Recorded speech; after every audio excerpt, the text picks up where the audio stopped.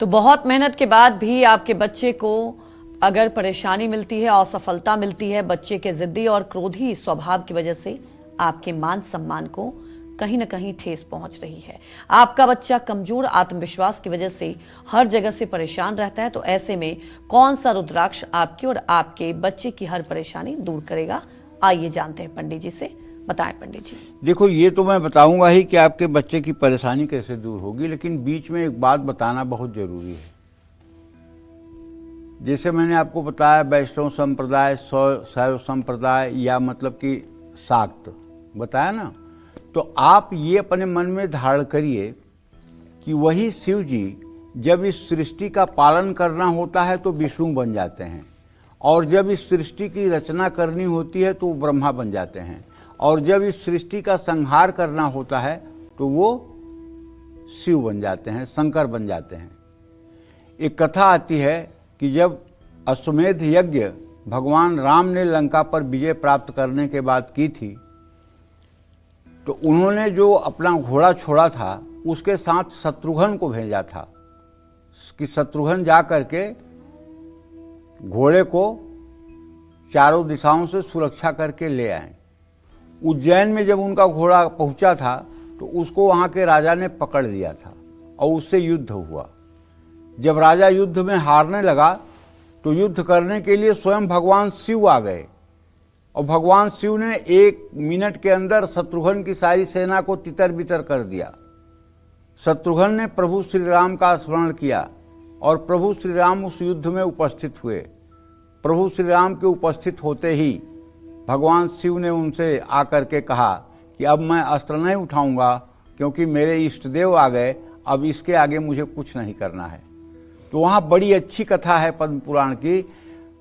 भगवान शिव से राम जी कहते हैं कि हे शिव, आप में और मुझ में जो अंतर समझता है वो अल्पज्ञ है, वो ज्ञानी नहीं है।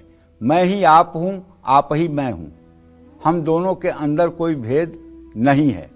तो भगवान शिव कहते हैं कि मेरे इस भक्त को, जिसको मैंने वचन दिया था कि तुम्हारे ऊपर अगर युद्ध की कोई बात आएगी तो मैं स्वयं युद्ध में होऊंगा, लेकिन जब मेरे इष्ट देव आएंगे तो मैं युद्ध से विरत हो जाऊंगा, तो इसे अपना भक्त के रूप में स्वीकार कीजिए।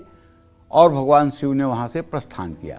तो भगवान शिव और राम का वहाँ पर जो संवाद है, अब पूरा मैं आपको नहीं बता पा रहा हूँ, लेकिन वो सच्ची बात यह है कि उसमें साफ साफ लिखा हुआ है शिव ही राम हैं, शिव ही कृष्ण हैं, शिव ही विष्णु हैं, और विष्णु ही राम हैं, विष्णु ही शिव हैं, विष्णु ही ब्रह्मा हैं। इसमें कोई संदेह नहीं करके और ये संप्रदायों के झगड़े में नहीं पड़ना चाहिए।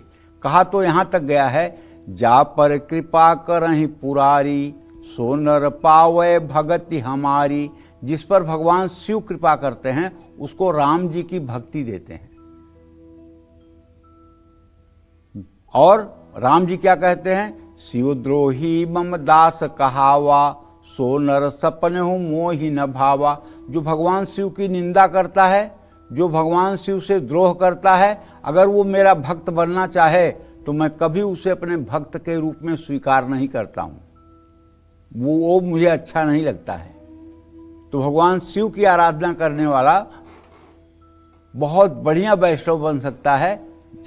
और हाँ, जो बच्चे पढ़ाई में मन नहीं लगा पाते हैं उनको 2 मुखी रुद्राक्ष धारण करना चाहिए।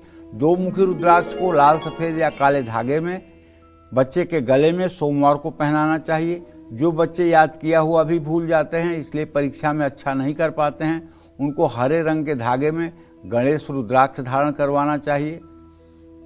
और गणेश रुद्राक्ष के साथ साथ हो सके तो ब्राह्मी एक औषधि है, उसका भी सेवन कराना चाहिए।